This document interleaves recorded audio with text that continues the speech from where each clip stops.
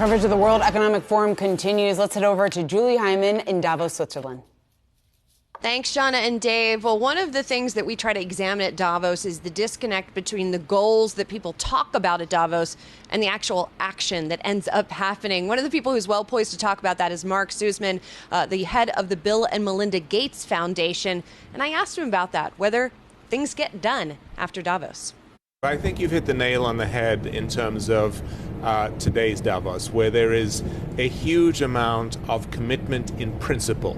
The theme of Davos is around new forms of cooperation, collaboration, rebuilding a world of prosperity, focusing on issues like gender equality and women's economic empowerment or climate.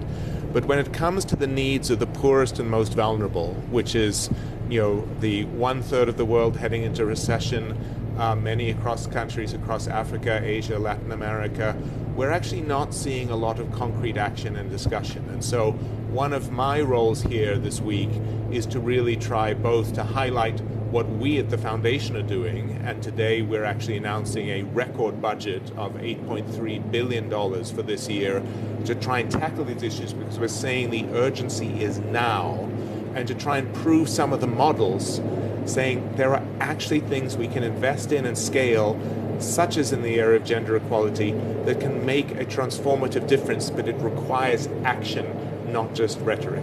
Well, so you guys have a lot of resources, as you just alluded to, but you still can't do it alone. You need cooperation from other organizations, both in the private and public sector. And you allude to this in your latest letter, where you talk about shockingly little money has been spent to meet the needs of farmers in low-income countries, even by donor nations that have made public commitments to do so. So when you come to something like this, and there are representatives from those nations, what are the sort of levers that you have? How do you try to convince these other entities to fulfill those commitments? Yes, well, agriculture is a great example, because if you think about climate change, and there are multiple panels about climate change here this week, but they're nearly all focused on energy and climate mitigation.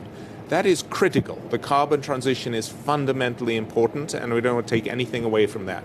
But the people who are suffering most from climate change right now are poor farmers in developing countries, largely in Central Africa, bits of Asia. If you think about the devastating Pakistani floods last year that put 1/3 of the country underwater, or the devastating drought in the Horn of Africa. Yes, these are areas that have had weather problems before, but never of this scale. They are clearly climate change induced. And there has been an official commitment by the world to double their resources in what's called climate adaptation. How do you help these poor farmers adapt? Can you create new practices of better water use, of develop new drought and flood resilient crops and livestock? We have made a significant investment. I actually announced a $1.4 billion investment at COP around it, which we were very concrete about. Here's what it's doing about supporting women farmers here. Here's what we're doing about supporting research and development in crops. And what we try to do is show and almost shine a mirror back in people, saying, you've made a commitment.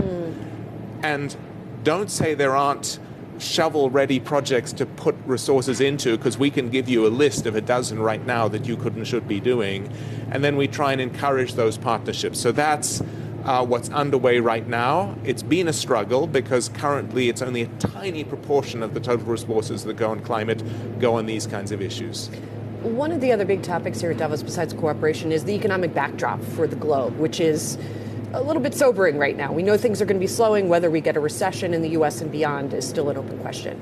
What effect does that have on the most vulnerable? What's the process of the sort of ripple effect from developed economy slowdowns and recessions on the folks that you serve? Yeah, huge. And, COVID has been devastating for everybody in every country.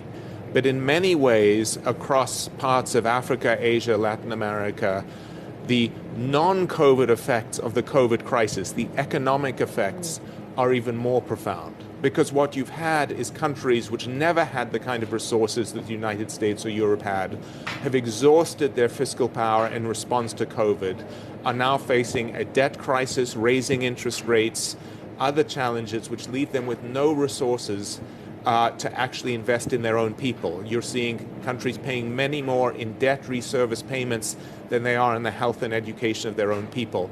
And that's not fully understood or internalized in most of the world. And that comes on the back of 2 decades of unprecedented progress.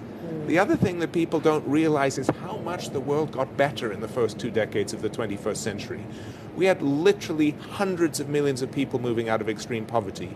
We reduced preventable child mortality from over 10 million deaths a year to fewer than 5 million.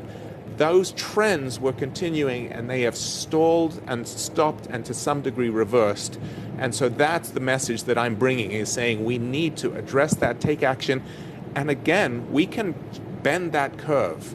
It is very positive to actually, or very possible to have significant improvements very quickly if we get the resources in action now. Finally, I want to ask a little bit about the operations of the foundation, which obviously does a lot of work, as you've been describing. I'm curious what the involvement of Bill and Melinda Gates is at this point. Bill Gates sometimes comes to Davos. He is not here this year, but is it sort of something they've put all this energy into, and now it's its own thing and runs its own? Talk to me a little bit about that. Absolutely the reverse. So Bill and Melinda have both been hugely engaged over the last year. In fact, we just finished. The reason I'm able to announce our new budget today is we had our board, and we over the last year we created a new board of trustees, a great set of people working with Bill and Melinda as co-chairs to approve it. And Bill and Melinda have worked very closely with me, with our teams, literally approving every single decision. I sat down with them and we were going over line item by line item. Every bit of the budget we were approving. They've been engaging in all our internal and external strategies. Melinda was recently in India and in Senegal and Rwanda for the foundation. Bill will be doing multiple trips to Europe and Africa later this year. So no, they are more engaged than ever, fully committed to everything we do at the foundation. And frankly, I think we see the need of what we do is sadly more important than ever at a time that others are not yet stepping up, but we hope that will change. So really interesting to hear that Bill and Melinda Gates are still very involved and hands-on with their namesake foundation. Back to you guys in the studio.